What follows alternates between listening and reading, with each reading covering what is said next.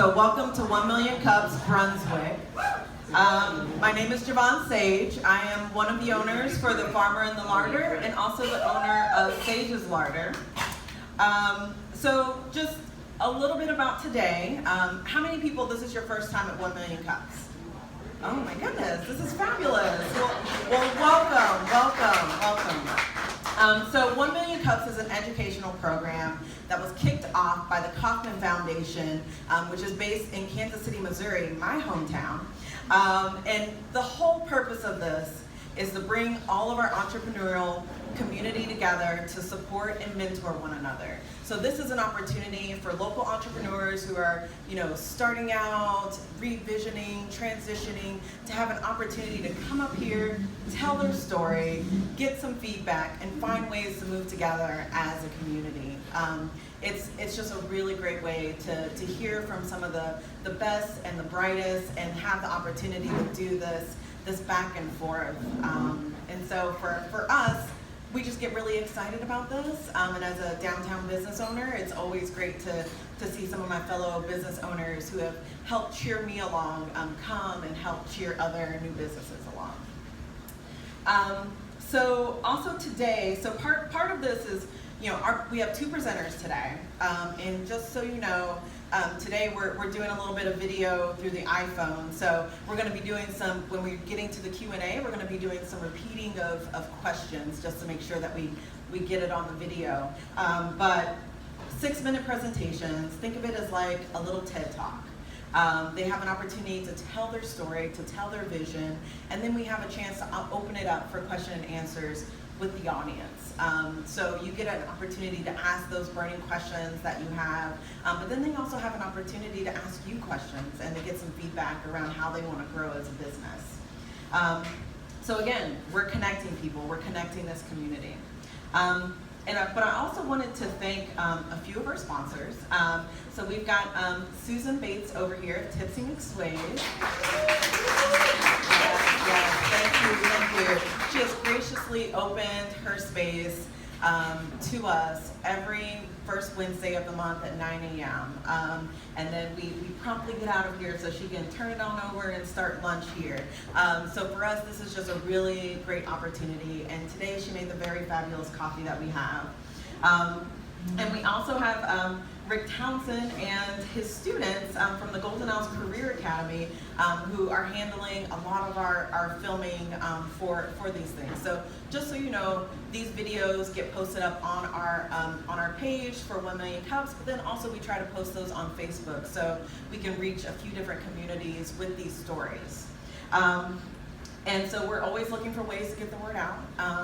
Word of mouth has been fabulous for us, but we also have a Facebook page. And so, a lot of what happened today, especially with Elizabeth, she made this cute little image, shared it out, and I have to say I've just been seeing it bounce all over on other, small producers' pages. So it's really great to kind of bring that together and bring all these different people together for these presentations. So I'm gonna stop talking. And let our presenters start giving their presentation. So we're actually going to start out with Stacy of the Streaking Tortoise, and she's going to tell you her story.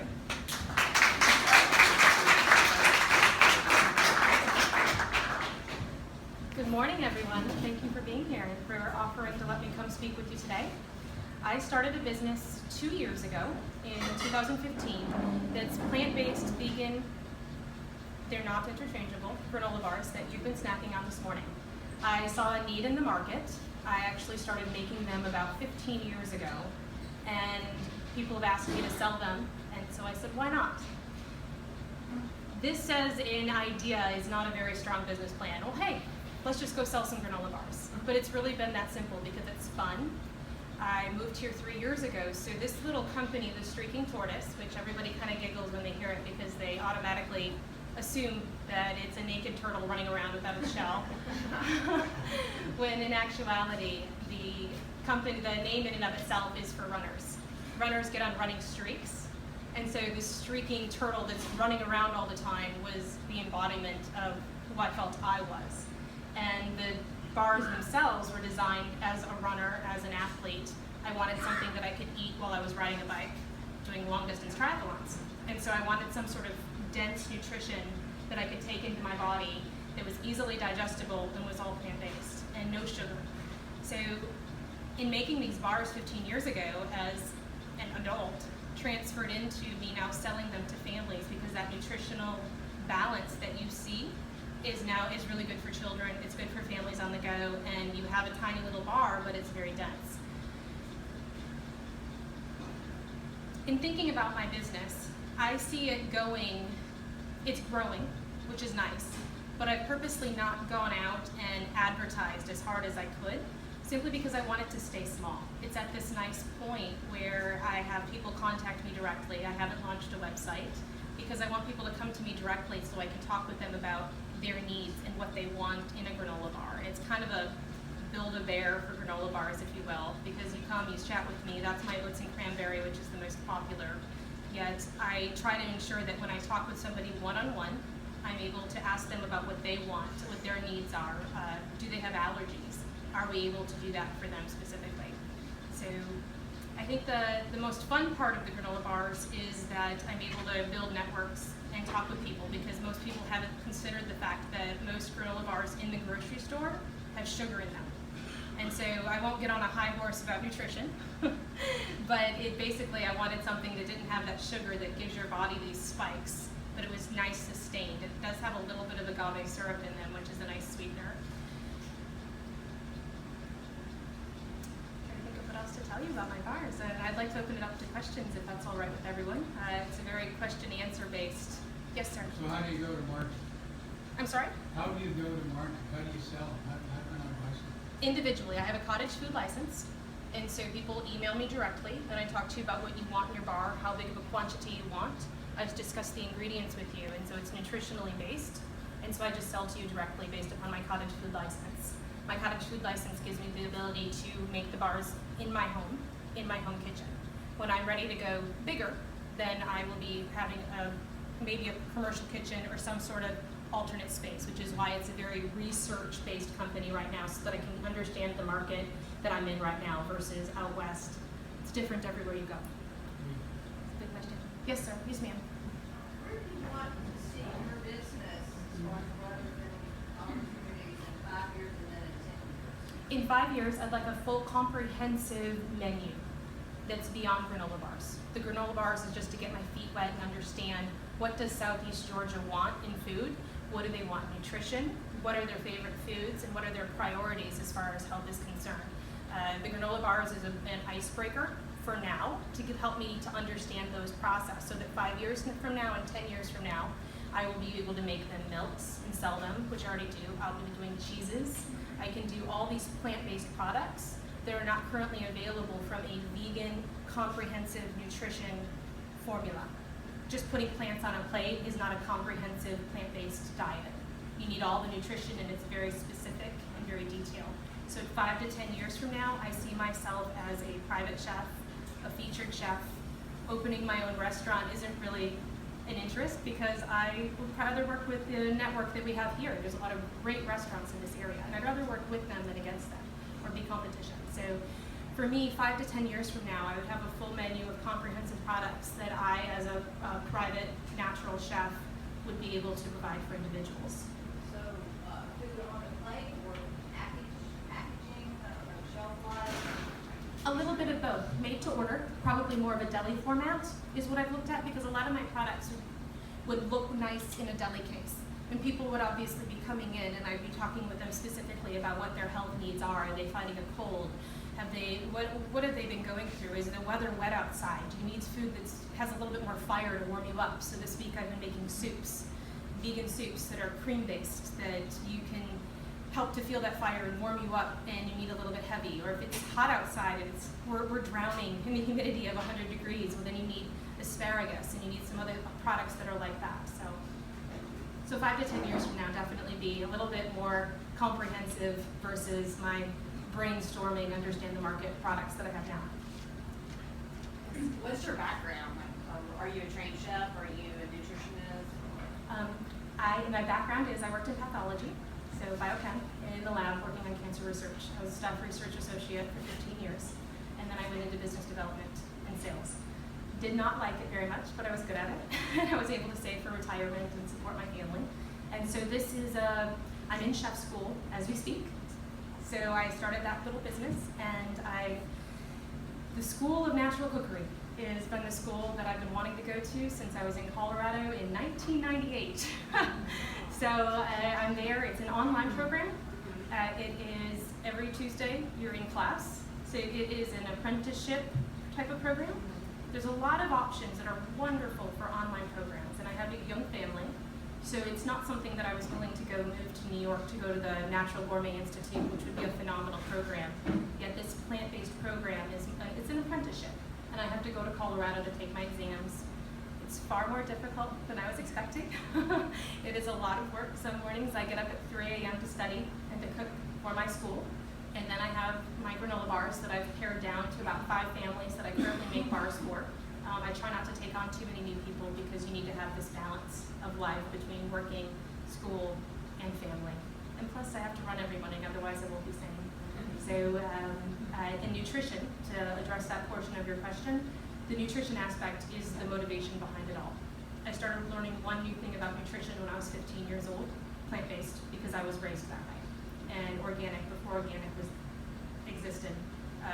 My parents would buy chickens from the farmer because they knew exactly, they watched the chickens eat grubs and insects, and exactly what that animal was doing all day long, because they lived next door to us, so that was the only chicken we would eat as children in Michigan. So I'm a nutritionist by proclamation.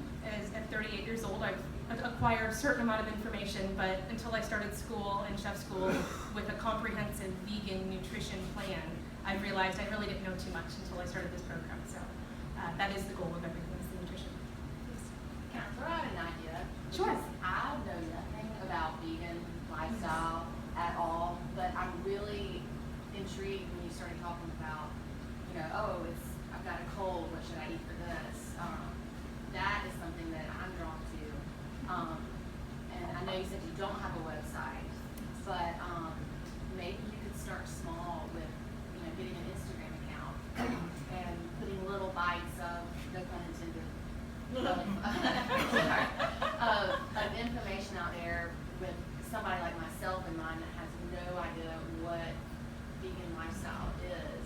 Because that would pull me in, as opposed to just advertising vegan. Like, tell me why I need to do this. Just an idea. Great, It wouldn't thank you. be overwhelming like a website, but just something small. Okay, thank you for the encouragement on that. I did actually my girlfriend started an Instagram account for me.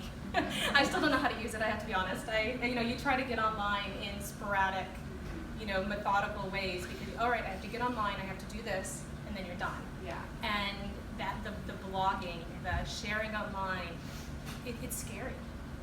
It's scary, and I enjoy the one-on-one, being able to look at people individually, see your faces, gauge your reactions so that I can react to it.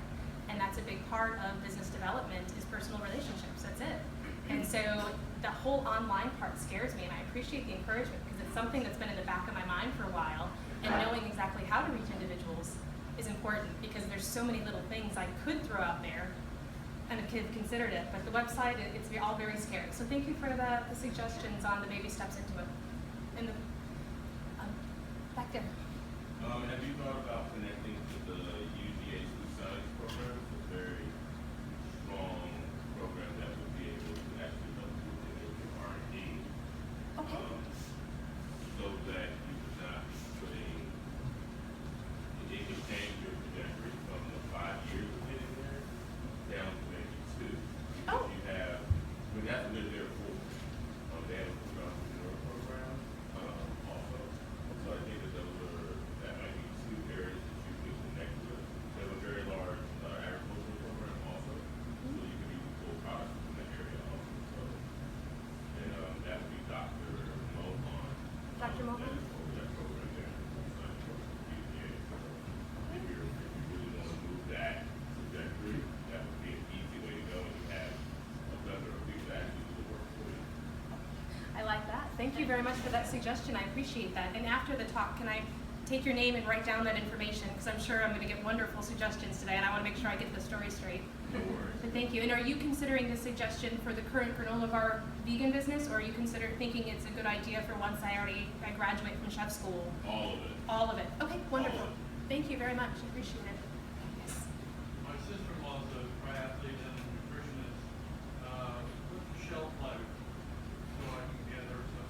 Yes, the shelf life is 3 to 5 days. I am adamant that shelf life for food should be 3 to 5 days. Unless you put them in the freezer, then they are good for about 2 to 3 months. So far, I've had some in the freezer for 4 months, and they've been great, and 5 months, and they've been fine. But my freezer is, I'm pretty particular about the kids not opening the door, about keeping the temperature constant and the temperature gauge. So the safe way to go about it is all food, my milks, my granola bar, everything I make, you should be eating it quickly. Food is made, you pick it, you immediately prepare it, and you immediately eat it. That's the best way you can have the most health for whatever you're going through, is to eat things right away. Life isn't like that. You don't have time to be slaving away in the kitchen all the time, which is where I come in and why I want my food to be eaten very quickly. So for a triathlete, what you would want to do is ensure that if you buy the tray that I put out today, you can put that into either Ziploc bags or some other more environmentally friendly way of storing it, depending on the individual and their taste. And then you just grab them out of the freezer and they're fine. You don't have to heat them up. You don't need to put them back in the oven. They just automatically thaw on their own, just on a car ride. Yes? I take it you're a one-man show with marketing, research, is that correct? That's correct. So at what point in time we're going to consider hiring somebody to take the mundane cooking and packaging and so you can focus on your actual business? Okay. Right now, I've employed my children to wash dishes. Step one. My 3-year-old is phenomenal. You just sit him in the sink with another sink and he goes to town. I'm not kidding. But to answer your question, that is a bit of a dream that, I can have somebody chopping onions, that I can have somebody doing those things for me. And that was one of the motivations to actually start chef school, is that I wanted to ensure that I not only had that piece of paper certifying my skill set, which is an important part that we all go through. Anybody can just hang their shingle and go to work, but to verify yourself, it's important not only to have that piece of paper to say, these are my certifications, but I've also done the work to earn that certification. And there's a lot of programs I noticed that I could do for plant-based chef school, but I wanted one that was gonna go through and say, this is how you hold a knife. You hold the knife here and you push, if it's a big butternut squash. An onion, you want to cut it specifically to ensure that the juice is in the pan, not on the board. You want the juice in the pan so that you can help it to caramelize, whereas if you cut it improperly, then it's all on the board, it goes all over the table, and then you're crying down your eyes. So it's something that I think, to answer your question specifically, it'd take me about maybe a year from now, probably 2 to 3, in order for me to graduate from chef school as a certified master natural chef and a certified private chef. I'll have those 2 licenses as of March 2018. And then it'll take me about a year to make sure that all of my food is being created properly. And then I will have to find somebody who can be that right arm individual that can work with me, that I can say, all right, here's the onions. All right, nope, this spice and herb, I want this one. You go to reach for it and go, no, you know what? I know that they've got a bit of a cold, so we should go over here. It's a very medicinal approach. So it'll take time, I think, to find that right type of individual. And as far as I know, I think I might be the only vegan natural chef that's certified in this area. There's people that provide options, and that's wonderful. That's absolutely wonderful that the current restaurants provide plant-based options for people, but it's not a comprehensive nutrition-based program. So I want to outsource, I want to get help with these things, but I think it's going to take some time, and I have the luxury of time, which is good. So does that answer your question? So I'm just going to interrupt and say, I get to ask the last question, and we want to make sure that you have a chance to ask this. But one, Mimi McGee would probably be the other person who's, yeah, exactly. And I'm also a holistic health coach in that restaurant, so I do a lot of food work, and specifically around nutrition and health and wellness. But the final question is, what can we do as a community to help and support you? Invite me back. I'm at this brainstorming or very early phase right now, and I've kept it that way specifically. I started this business in the middle of nursing a baby. It's very young, has had to go very slow because of my important life. And once I'm ready to ramp up and do more business development and sales and go to market and do all those different things that are very necessary for a profit-turning company, I'll be ready for that. Whereas right now it's fun, build your network, see what people like and don't like, and get to know the players that are common in the field, because I didn't really realize everybody's different certifications. It's isolating. Okay, well, great. Well, this is our chance to take a break, and also, you know, if you have more questions, feel free to like engage. Thank you so very much. Good video, guys. Thank you. So 5-minute break. Grab coffee. Grab granola bars. Use the restroom.